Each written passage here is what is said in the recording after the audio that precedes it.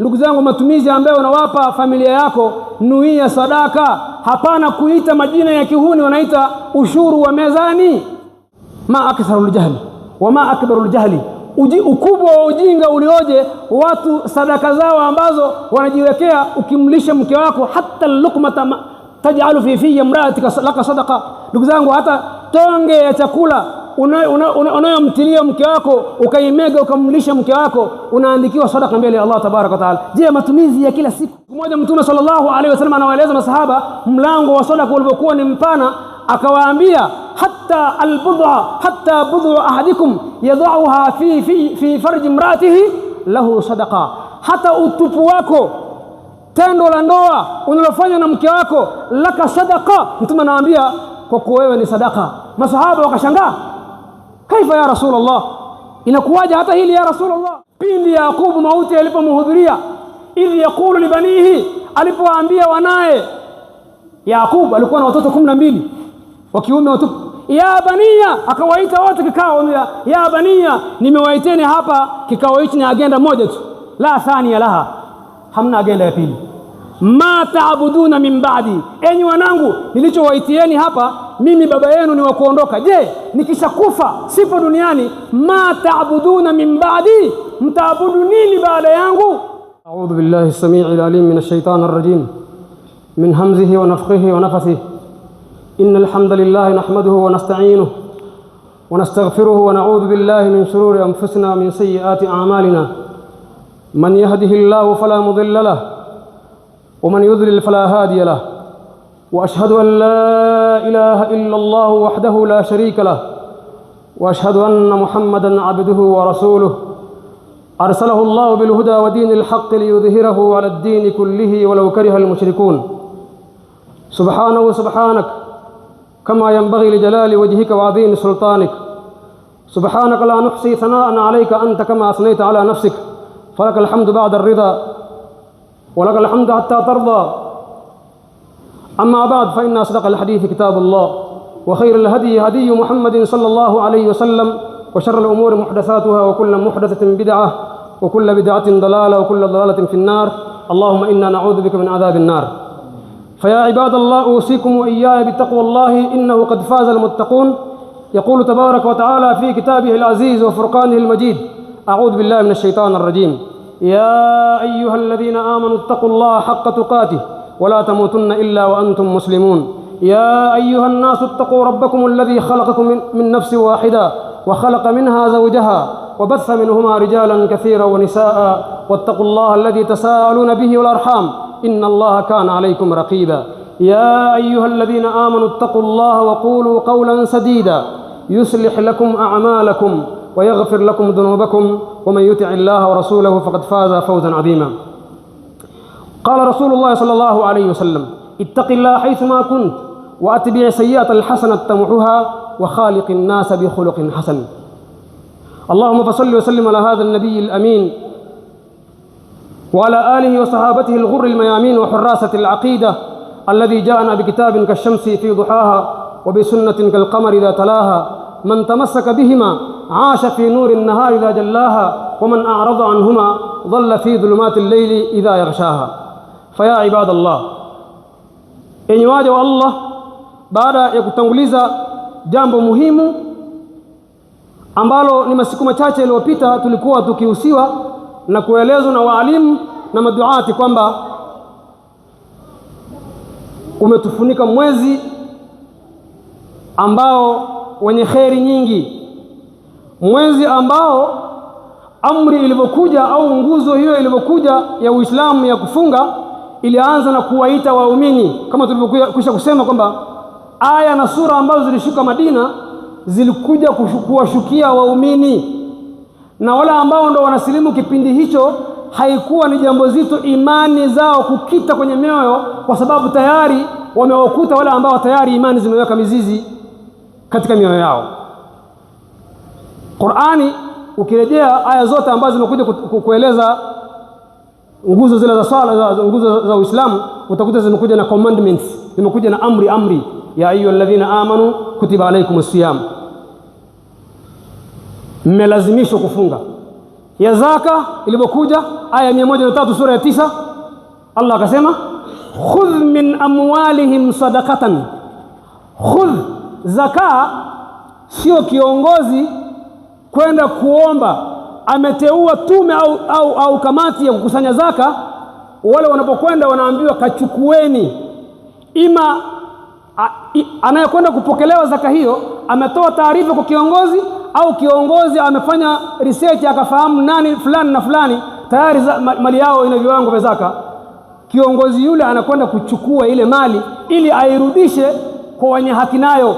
Allah akasema khudh, chukua ewe Mtume Muhammad, min amwalihim. Angalia Qur'an inavyozungumza kwa ufasaha wa balagha. Khudh min amwalihim, chukua sehemu ya mali zao, kile kiasi cha zaka. Hakusema khudh amwalahum ni zote, sema khudh min amwalihim, chukua sehemu ya mali zao, kile kiasi cha zaka yao, kila mtu na kiwango chake. Sadaqatan, ikiwa ni zaka ambayo ni nguzo ya Uislamu.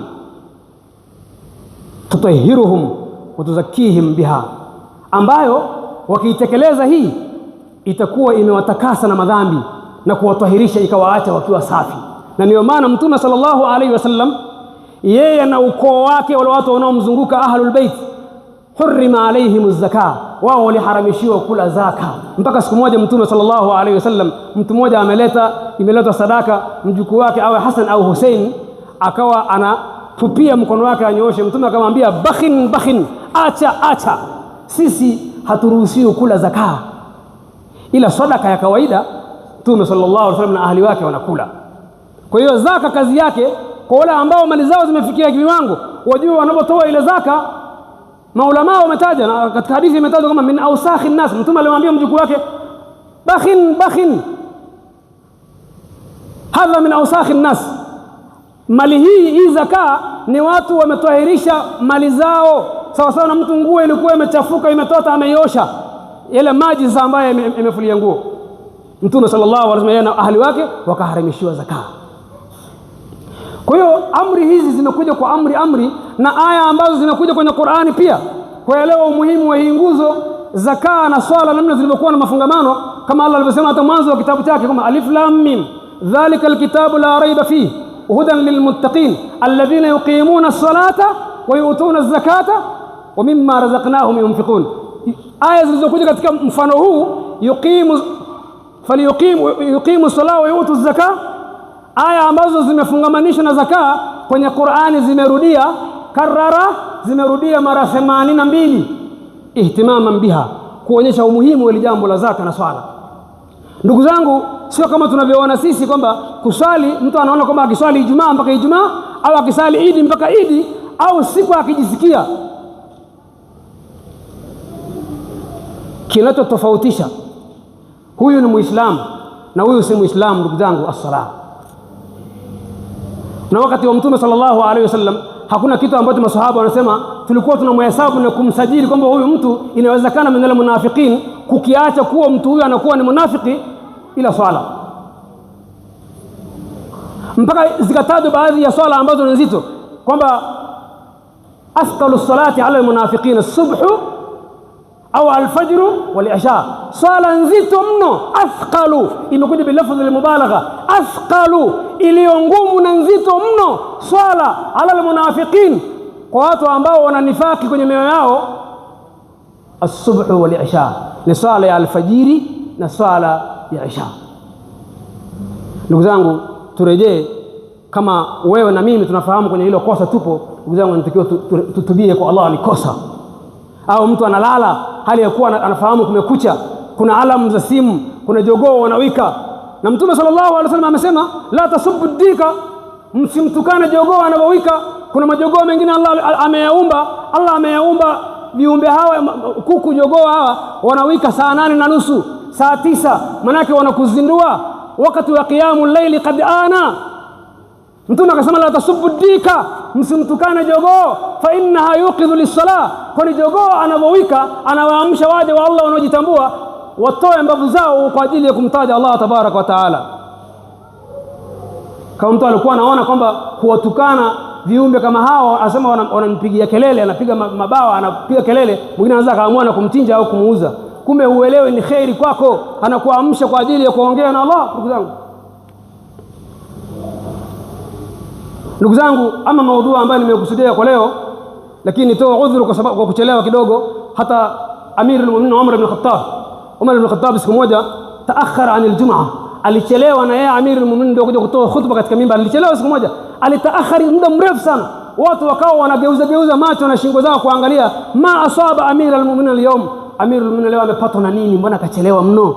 Baadaye Umar huyo kidume anaingia, alipopana mimbar akaambia, enyi waja wa Allah, mniwie radhi, nimechelewa, nimekuchelewesheni kukufikishieni ujumbe wa Allah, na mimi ndio mwenye dhamana ya hili. Lakini kilichonichelewesha, sikiliza maneno ya Umar ibn Khattab. Umar ibn Khattab asema, kilichonichelewesha mimi, kamisi hadhihi, ni kanzu yangu hii ambayo ninayo moja tu. Amiri al-Mu'minin karibu inchi 40 duniani ziko chini yake, karibu inchi takriban inchi 38 au inchi 40. Yeye ni amiruhum, ndio kiongozi inchi zote hizi, na uchumi upo unapatikana. Tena kipindi cha Umar ibn Khattab Baitul Mali ilikuwa imejaa, imefloat mali. Wale masahaba wa Mtume namna walivyokuwa mbali na dunia. Alifua kanzu yake, anasubiria ikauke, hawezi kuvaa nguo mbichi aje asimame mimbar. Hivi ndivyo walivyokuwa wanafunzi wa Mtume sallallahu alaihi wasallam, na nahnu yanbaghi an nataassa bihim. Na sisi tutatakiwa ndugu zangu tujitahidi kwa gharama yoyote tuweze kuwaiga, kwani katika kuwaiga hawa ndio kwenye kufaulu ndugu zangu. Ama maudhui khutbani leo, ama maudhui ambayo tumekusudia leo ni maudhui al-ikhlas, ni kuhusiana na ikhlas, yani kumtakasia au kumsafishia Allah ibada zetu na amali zetu mbalimbali, wa ihdari niyya. Na katika ibada mbalimbali tunazozifanya tuhudhurishe nia zetu, tuhudhurie nia zetu hata katika matumizi ambayo tunayatoa nyumbani. Ndugu zangu, matumizi ambayo unawapa familia yako, nuia sadaka, hapana kuita majina ya kihuni, wanaita ushuru wa mezani. Ma aktharul jahli wa ma akbarul jahli, ukubwa wa ujinga ulioje watu sadaka zao ambazo wanajiwekea. Ukimlisha mke wako hata lukmata taj'alu fi imra'atika laka sadaqa. Ndugu zangu, hata tonge ya chakula unayomtilia mke wako ukaimega ukamlisha mke wako, unaandikiwa sadaka mbele ya Allah tabaraka wa taala. Je, matumizi ya kila siku. Alafu watu wasiotutakia kheri wanatufundisha tuzibadilisha sadaka zetu, tuzipe majina ambayo ni ya kinasara, kwamba ushuru wa mezani. Hii haifai, sio katika manhaji kabisa ndugu zangu. Wema waliotangulia pamoja na mwalimu wao Mtume sallallahu alaihi wasallam hawakufahamu hivyo. Siku moja Mtume sallallahu alaihi wasallam anawaeleza masahaba mlango wa sadaka ulivyokuwa ni mpana, akawaambia hatta albudha, hatta budhu ahadikum yad'uha fi farji imraatihi lahu sadaqa, hata utupu wako, tendo la ndoa unalofanya na mke wako, laka sadaqa. Mtume anawaambia kwa kuwa wewe ni sadaka. Masahaba wakashangaa, kaifa ya Rasulullah, inakuwaje hata hili ya Rasulullah? Ayadhu ahaduna budhu'atahu fi farji imraatihi fatakunu lahu sadaqa. Ewe Mtume, mmoja wetu atastarehe mke wake alafu inakuwa sadaka? Mbona tunaona jambo ni geni kabisa, amrun jadid. Hili ni jambo ni geni tunaliona Rasulullah. Mtume sallallahu alaihi wasallam kwa sababu yeye ni mwalimu wa walimu akawaambia, araaitum in kana min alharam, hebu nielezeni, akhbiruni in wadaaha fi alharami, kama huu utupu wake ataenda kuzini, ataenda kumchukua mwanamke akaenda naye akaenda naye gesti, au akafichama popote ambapo anaona atafichama akafanya tendo lile, akana alaihi wizrun, atapata madhambi, atapata mzigo wa dhambi. Qalu na'am ya Rasulullah, wasema ndio ya Rasulullah. Sema wakadhalika fi imraati, hivyo geuza kwa kinyume chake, kwa mafuhumu mukhalafa. Wanasema maulama, ukiona jambo hili ni kheri, basi kwa kinyume chake pigia mstari. Kwa hiyo ni muhimu sana kumtakasia Allah ibada zetu, tufanye kwa ajili yake peke yake, na kuzihudhurisha nia zetu katika fi jamii al-a'mali wal aqwali wal ahwali, katika yote matendo ambayo tunayafanya na maneno na hali zote, al-barizah wal khafiyah, zilizo za wazi, matendo na maneno ambayo tunafanya waziwazi na yale ambayo yalofichikana, pamoja na kumpokeshea Allah katika ibada. Ndugu zangu, qala Allah ta'ala, amesema Allah aliyotukuka, wama khalaqtul jinna wal insa illa liya'budun, na sikuwaumba majini na wanadamu kwa lengo jingine lolote lile, illa liya'budun, ay liyuwahiduni, ili wanipokeshe mimi peke yangu katika ibada.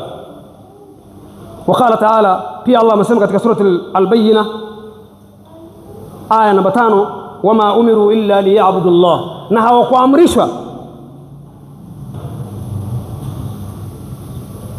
ay min awwal al-anbiya wa ummatihim, hawakuamrishwa toka mitume na umati zao toka zamani ndani ya vitabu vyao, illa liya'budu Allah, illa li ay ya'budu Allah, isipokuwa walichoamrishwa ni kumpokesha Allah kwa ibada, wa yuqimu as-salah, illa liya'budu Allah mukhlisina lahu ad-din, isipokuwa toka mitume waanza kutumwa na Allah kuja kutangaza dini yake ya Allah, kuja kuitangaza la ilaha illa Allah, hapana apasaye kuabudiwa kwake isipokuwa Allah, na Muhammad, Musa, Nuhu, hawa ni wajumbe wa Allah, mukhlisina lahu ad-din, na waitakase kwa Allah, wayatakase matendo yao wanayofanya wafanye kwa ajili ya Allah peke yake, hunafaa, na waachane na mila na desturi kama waliachiwa na wazee wao. Maana yake ni hii, hunafaa, waachane na mila na dini, mifumo yote ya maisha, kwa sababu dini maana yake ni mfumo wa maisha. Waachane na mila na desturi, mifumo ya maisha ambayo imeanzishwa na wanadamu, na waje katika kushikamana na mfumo huu ambao ametuletea Allah tabaraka wa taala. Hata mayahudi wa nasara, mayahudi na wanasara, iddaat alyahudu anna Ibrahim kana yahudiyan, mayahudi walidai kwamba Ibrahim alayhi salam alikuwa myahudi, waddaat an-nasara wa nasara nao wakadai kwamba Ibrahim kana nasraniyan, kwamba Ibrahim alikuwa nasraniyan. Allah tabaraka wa taala akawaambia, ma kana Ibrahim yahudiyan wala nasraniyan walakin kana hanifan musliman wama kana min al-mushrikin. Allah akasema hakuwa Ibrahimu myahudi, Ibrahim hakuwa mnasara, walakin kana hanifan musliman, lakini Ibrahim dini yake hanifan, alikuwa ndio mpokeshaji wa Allah. Hiyo la ilaha illa Allah, Ibrahim alikuwa ndio amesimama nguzo ya katikati, kwa sababu historia pia inaonyesha, usoma katika surati As-Sad na katika surati Al-Anbiya, kisa cha Ibrahim. Yeye ndio akiwa ni kijana wa umri mdogo sana alibeba shoka, baba yake akiwa ndio mchonga masanamu na wazee wenzake, baba yake Ibrahim, mzee Azar akiwa ndio kinara wao, lakini Ibrahim alibeba shoka kwenda kuyavunjilia mbali masanamu, akalisaza sanamu kubwa, kisha akaliwekea shoka akiwa na umri wa miaka 16. Ibrahim wakati huo anafanya hili tukio la kuvunja kwa takata masanamu alikuwa na miaka 16. Ni umri mdogo sana kwa mtu ambaye aliishi miaka 200. Ibrahim aliishi miaka 200, lakini akiwa na miaka 16 amejiwekea ushahidi wa Allah kwamba Allah, wewe utakiwa kushirikishwa na chochote, haya masanamu yatanitambua leo. Wao wameenda kwenye idi yao, akawaambia inni saqimun, mimi ni mgonjwa, lakini moyoni akasema mtakiona haya, hii miungu yenu mnaiabudu mkaacha kumwabudu Allah, leo mtakuja kuona nitakachokifanya. Huyo ndio Ibrahim. Allah anasema walakin hanifan musliman, lakini Ibrahim aliachana na mila na desturi na mifumo ya maisha, dini za watu zingine zote, muslima, akawa ni Muislamu. Wama kana min almushrikin, wala Ibrahim hakuwa katika washirikina kama washirikina nao watadai, kama walivyodai Mayahudi na Wanasara. Allah anasema wama kana min almushrikin, wala Ibrahim hakuwa katika washirikina. Ndugu zangu,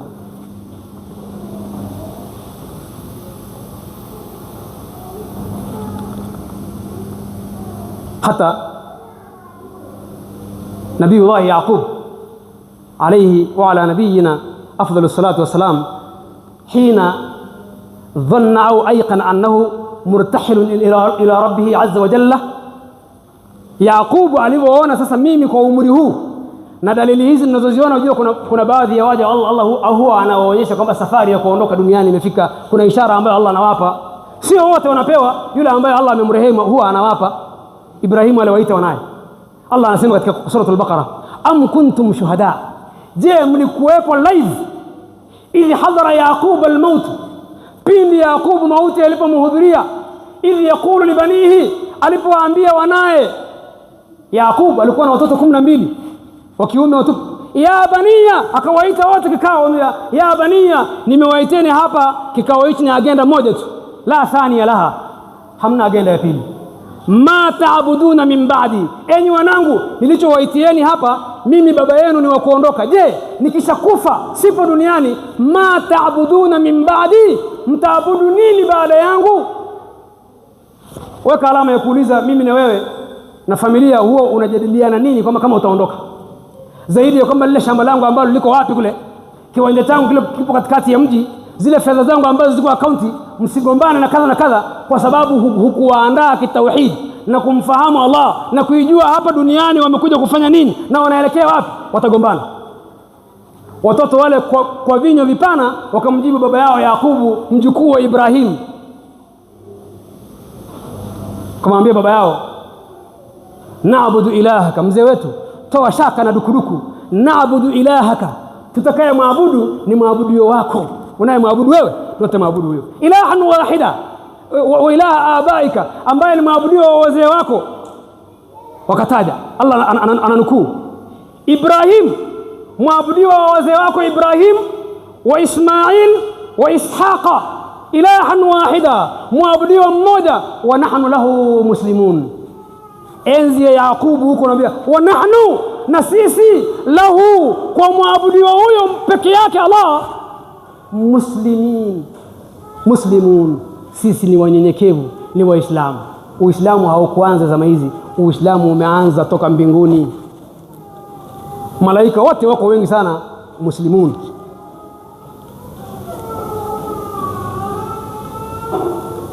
Faya ibadallah, tuyazingatia haya, mimi msemaji na wasikilizaji. Ama hadithi ya Mtume sallallahu alaihi wasallam ambaye anatusimulia Amir bin Umar bin Khattab radhiyallahu anhu, anasema sami'tu Rasulullah sallallahu alaihi wasallam, nilimsikia mjumbe wa Allah sallallahu alaihi wasallam siku moja akisema, innamal a'malu binniyati wa innama likulli imri'in ma nawa, faman kanat hijratuhu lidunya yusibuha aw imra'atin yankihuha fahijratuhu ila ma hajara ilayhi, au kama qala sallallahu alaihi wasallam. Mtume sallallahu alaihi wasallam, hadithi ambayo ni maarufu sana, hadithi ipo katika sahihi al-Bukhari wa sahihi Muslim, hadithi ipo katika sahihi, vitabu ambavyo ndio sahihi zaidi baada ya Qur'an. Kitabu sahihi baada ya Qur'an katika vitabu ambavyo vinaitwa al-ummahat as-sitta, vitabu ambavyo ndio mama vilivyoitafsiri Qur'an, vilivyojaa maneno ya Mtume, sahihi al-Bukhari wa sahihi Muslim wa sunan Abu Daud, sunan Tirmidhi, sunan Ibn Majah wa ghairiha na vinginevyo. Hadithi ipo katika sahihi al-Bukhari na sahihi ya Imam Muslim.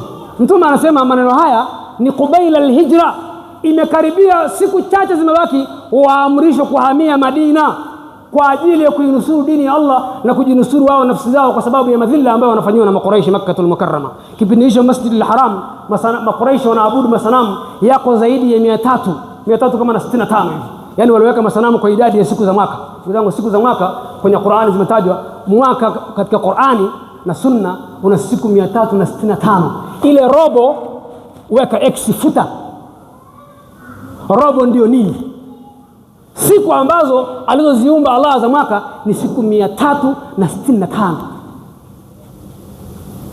Waliosema walioweka robo sio kwamba hawajui, kwa sababu wao wanausoma Uislamu, sio kwa sababu wanauamini, ili waufanyie challenge. Kwa hiyo masanamu walioweka kwa idadi ya siku za mwaka 365, inawezekana kwamba wameweka hivi kwamba kila sanamu hata wakipanga siku moja kuabudiwa, maana mwaka mzima hii ibada inatakiwa idumu. Ndio itikadi yao hiyo, ndugu zangu.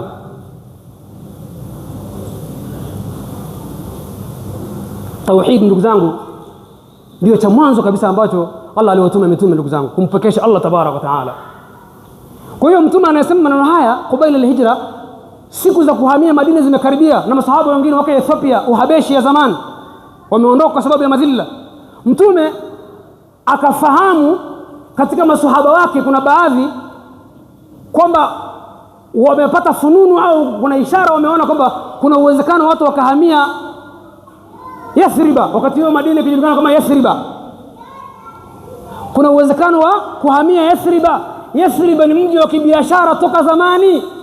Watu wakaanza kutia makusudi yao na nia zao, sema in hajarna ila Yathriba, wengine wakawaka ndio ni wao, ikiwa Allah tajalia nikihamia Yathriba saatajiru jiddan, taongeza, nitafanya biashara sana na nitatanua sana biashara yangu, kwa sababu Yathriba madinatu tijara, ni mji wa kibiashara. Wengine wasema wanawake kule Yathriba, Waarabu kule Yathriba, wanawake wao wazuri sana, wasema nikifika kule lazima niwao mwanamke au niwao wanawake wa Yathriba wazuri sana.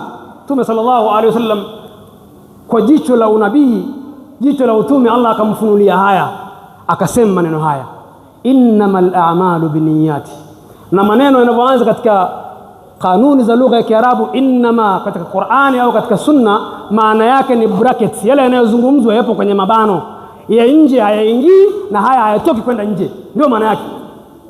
Innamal a'malu, fahamuni ummati wangu, kuanzia nyinyi maswahaba mpaka wa mwisho, al-a'malu biniyati, matendo tunayoyafanya, matendo mnayoyafanya waja wa Allah, biniyati, kuthibitisha kwake na malipo yake biniyati, yanafuata mtiririko wa makusudio. Umefanya ibada hii, umeenda hija, lengo lako nia ni nini? Umeenda umra Makkatul Mukarrama, nia yako umekusudia nini? Umekusudia ukafanya umra ili watu wasikie kwamba wewe umepanda ndege, umekwea pipa, umeenda Saudi Arabia? Umetoa zaka, lengo lako nini? Unaswali, nia yako nini? Unafanya ibada mbalimbali, ndugu zangu, nia yako nini?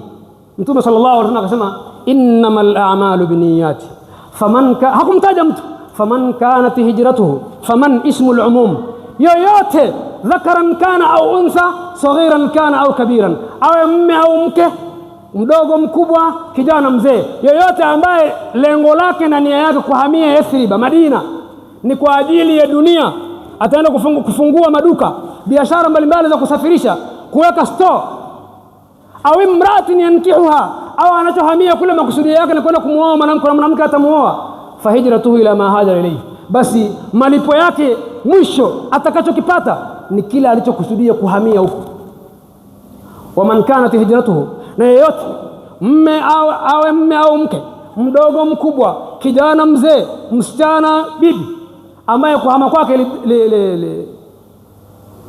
lillahi wa rasuli, ni kwa ajili ya amri ya Allah na mtume wake, ni kwa ajili ya amri ya nani? Ya Allah na mtume wake. Ndugu zangu, amri ziko mbili ndugu zangu, amri ya Allah na amri ya mtume. Hizo ndio amri kubwa. Waman yuti'i rasula faqad ataa Allah, yeyote anayemtii mtume katika amri zake, hakika huyo amemtii Allah. Ni aya ya Qur'an ndugu zangu hii. Waman yuti'i rasul, yeyote anayemtii mtume wa Allah, faqad ataa Allah. Waman ya'si rasula, na anayemuasi mjumbe wa Allah, faqad asa Allah. Mtume sallallahu alaihi wasallam anasema kullu ummati yadkhuluna aljanna, ummati wangu wote, umma wangu wote, yadkhuluna aljanna, wataingia janna, illa man aba, isipokuwa atakayekataa mwenyewe. Qalu, masahaba wakashangaa, nani atakataa mafanikio ya kuingia janna ya Rasulullah? Qal, Mtume akasema short and clear, akatumia maneno mafupi, biijazin, akatumia maneno mafupi, man ataani dakhala aljanna, yoyote katika ummati wangu atakayenitii katika amri zangu mimi mtume, dakhala aljanna. Wa man asani, na anayeniasi mimi, faqad aba, hakika huyo amekataa. Kumwasi mtume ndio kumkataa. Ndugu zangu, wewe mwenyewe fuatilia amri za mtume. Kaamrisha nini mtume? Kaamrisha nini? Kuishi na jirani vizuri.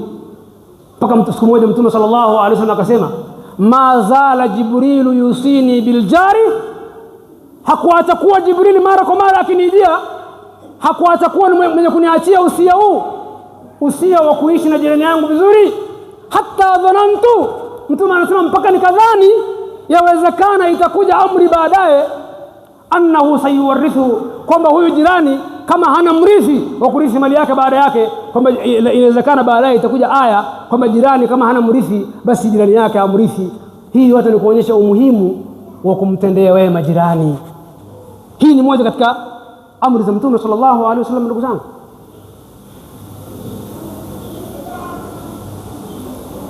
kwa hiyo ambaye kumekuwa kuhama kwake amehama kwa ajili au tendo lolote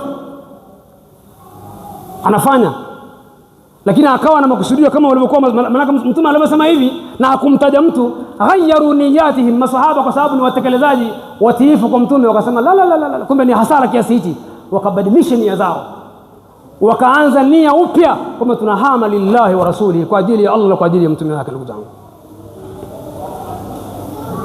wa an ummi almu'minin Aisha radhiyallahu anhuma qalat, kutoka kwa Siddiq binti Siddiqi, mwanamke mkweli, mwanamke alima mjuzi, mama yetu ambaye ni binti Siddiq, mtoto wa mkweli, mtoto wa Abu Bakr Siddiqi, khalifa wa kwanza wa mtume sallallahu alaihi wasallam. Anasemaje? Sema yaghzu jaysh lilkaaba, kuna zama za mwisho wa dunia, mwisho wa kuelekea mwishoni, baada ya kutokea al-Mahdi, Imam Mahdi ambaye tunamtakidi sisi Ahlus Sunnah wal Jamaa, tofauti na wanaomtakidi Mashia.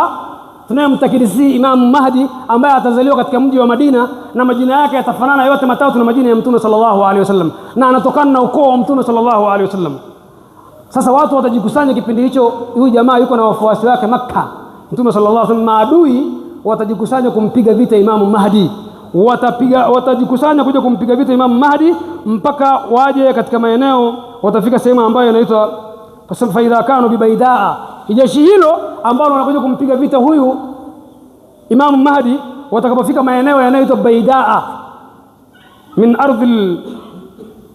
al-ardh, katika nchi ya Hijazi au Saudia kwa jina la sasa, yukhsafu bi awwalihim wa akhirihim.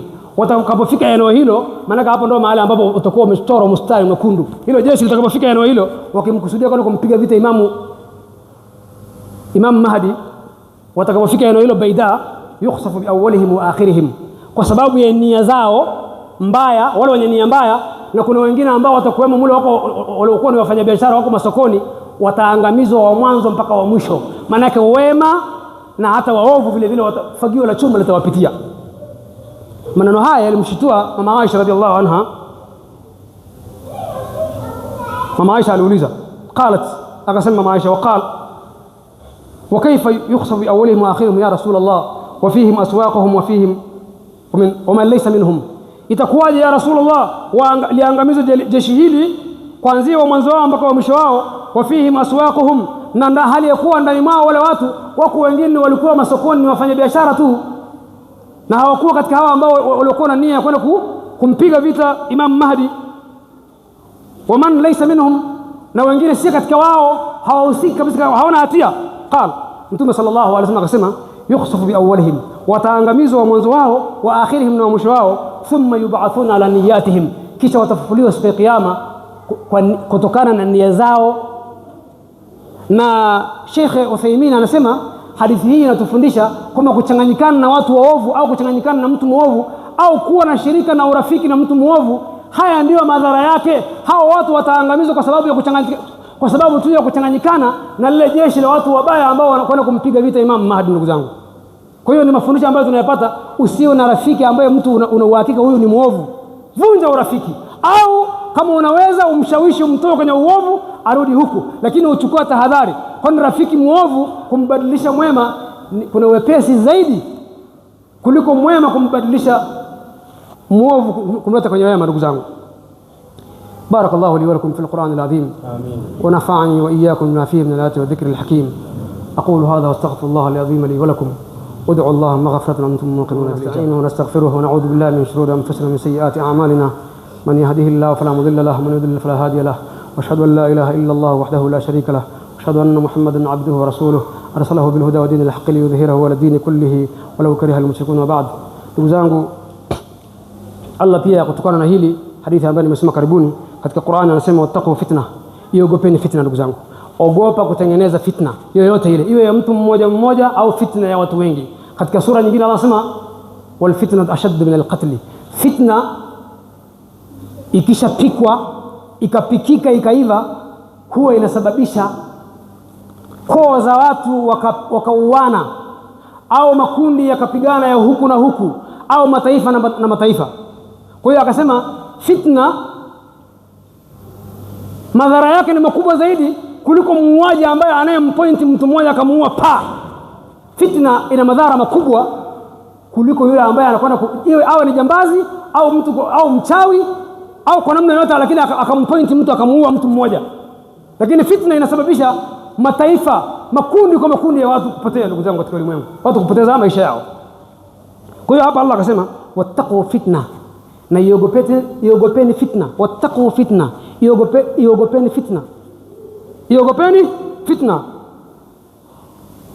la tusibanna alladhina dhalamu khassa, kwa sababu fitna ikishaenea haiwezi kuwapata wale ambao waliofanya dhulma peke yao. Waalamu anna Allaha shadidul iqab, na muelewe kama wako watu wa kutengeneza na kupika fitna, eleweni ya kwamba tuelewe, tunaambiwa kwamba Allah ni mkali sana wa kuadhibu. Fitna ikishaenea inampata aliyokuwemo na asiyokuwemo, mwenye hatia na asiyokuwa na hatia. Ndugu zangu,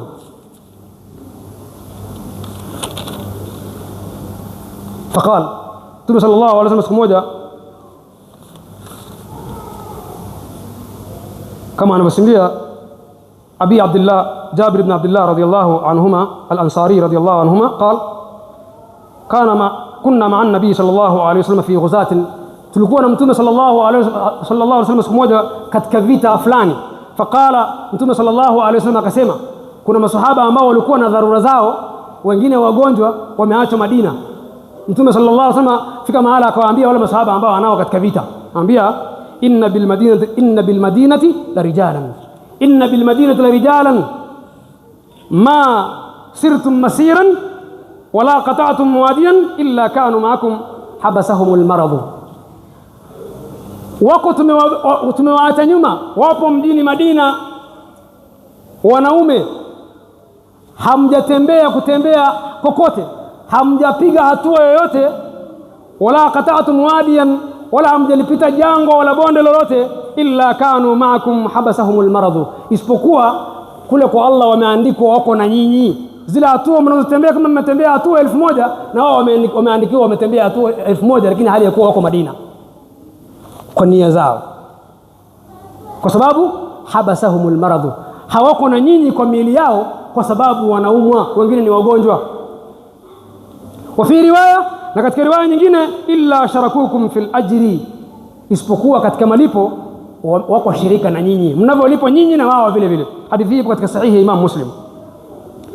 وروى البخاري عن أنس رضي الله عنه قال، نعم بقى إمام البخاري كتكلم أنس صحابة أنس بن مالك رضي الله عنه، رجعنا من غزوة تبوك، tulirejea Anas anasema tulirejea kutoka vita vya Tabuk, vita ambavyo ni vya mwisho alivyooperate Mtume sallallahu alaihi wasallam. Baada ya hapo Mtume hakuwepo, akaondoka. Vita vya Tabuk vilipiganwa iwe ni mwishoni mwa mwaka wa 9 Hijiria au ni ndani ya mwaka wa 10 wenyewe.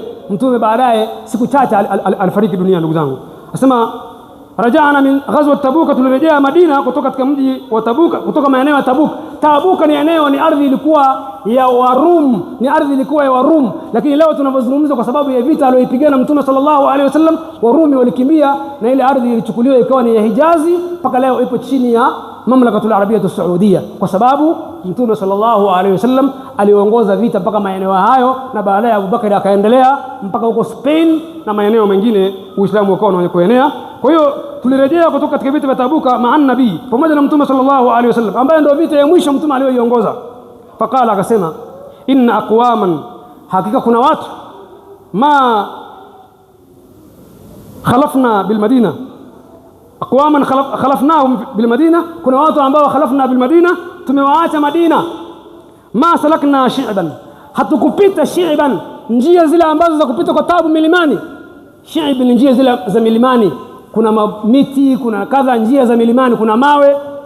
Hatukupita shi'ban, njia katika njia ambazo ni za milimani za kupita kwa tabu, wala wadiyan, wala bonde na jangwa lolote, illa wahum ma'ana, isipokuwa wao kwenye malipo wanashiriki, wako pamoja na sisi.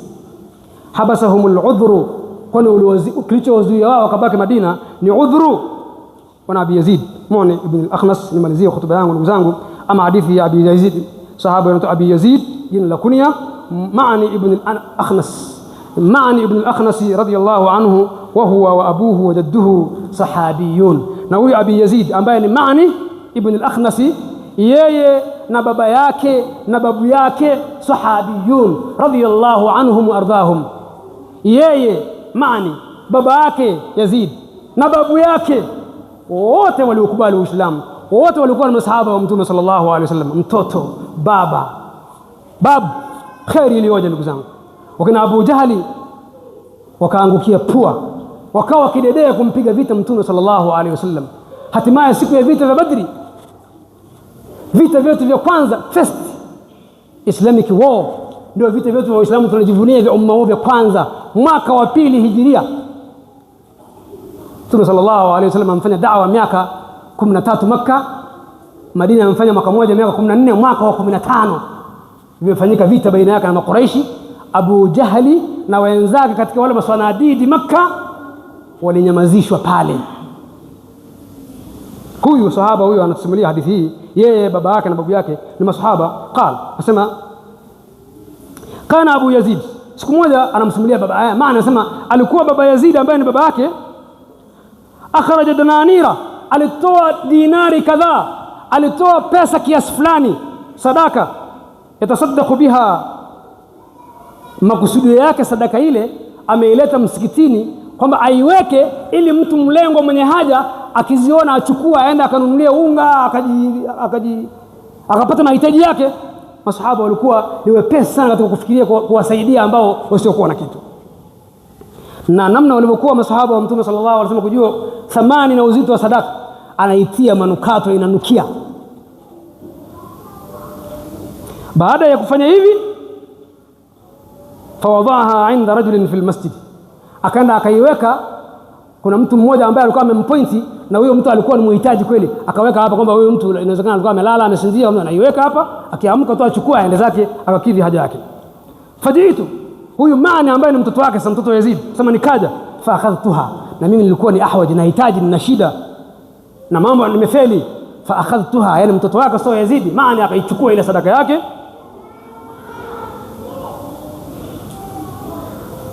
Fa ataituhu, nikaenda kwa babangu, nikamwendea baba yangu na akamueleza nimefika msikitini, kuna sadaka nimekuta dinari kadhaa nimechukua. Faqal, baba yake Yazid akasema wallahi ma iyaka aradtu, wewe maana vipi, sija kukusudia kukupa sadaka hii, wewe imekuwaje umechukua sadaka ile?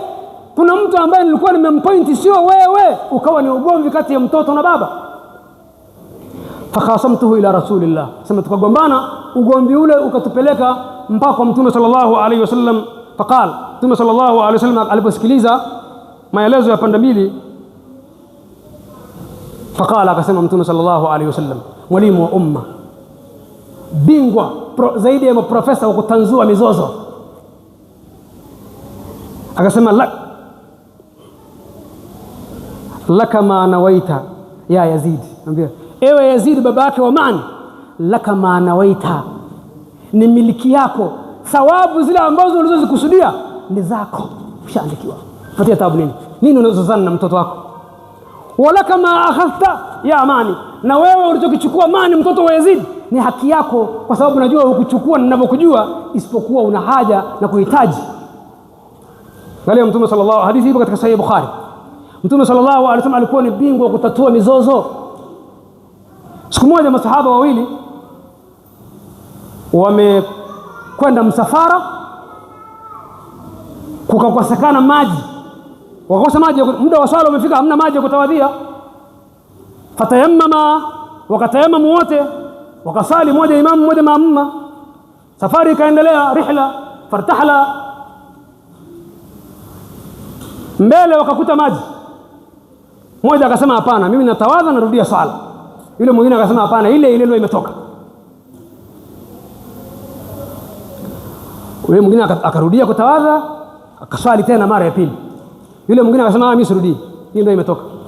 Safari yao ikamalizika, wakarudi Madina, wakaenda kwa Mtume sallallahu alaihi wasallam, wakamsimulia Mtume sallallahu alaihi wasallam. Mtume sallallahu alaihi wasallam, mwalimu, fundi, profesa wa maprofesa wa kutanzua mizozo, akasema faqala lilladhi aada, Mtume akamwambia yule ambaye aliotawadha na maji yale na akarudia swala, akamwambia alaka ajru marratain, wewe umelipwa mara mbili, yani umelipwa swala hiyo uliorudia na ile uliosali na mwenzako, umelipwa swala mbili. Waqala lilladhi lam yu'id, na akamwambia yule ambaye hakurudia aliyokomaa, ambayo ndio hukumu mafukaha wamechukua na muhadithun, kisheria ndio iko hivyo. Akasema waqala lilladhi lam yu'id innaka asabta sunna, wewe ambaye ukurudia ndio umeipatia sunna, wewe ambaye ukurudia umeipatia sunna. Sunna ma sunna, kama anavyosema Fauzan, Dr. Fauzan na Imam al-Barbahari katika kitabu chake Sharh as-Sunnah, anasema as-sunnatu, ndugu yangu, haya maneno mwachukue, as-sunnatu al-islamu huwa sunna wa sunnatu hiya al-islam.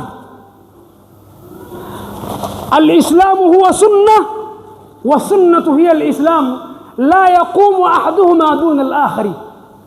Uislamu umetafsiriwa na sunna, kwa hiyo Uislamu ni sunna na sunna ni Uislamu. Kimoja wapo hakinyanyuki kikaacha mwingine. Au katawamaini, Uislamu na sunna ni kama mwanamke au mnyama yote ana ujauzito wa pacha, la yanfaku ahaduhuma anil akhari.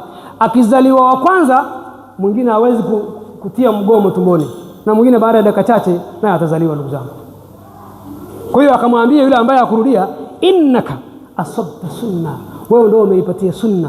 Yule ambaye amerudia una malipo mara mbili. Hakusema kwamba wewe uliorudia umekosea, ingawa kisheria mafukaha na maadui wamechukua kwamba ukitawadha, ukikosa maji ya kutawadha ukatayammam, hata ukakosa maji ya kuogea,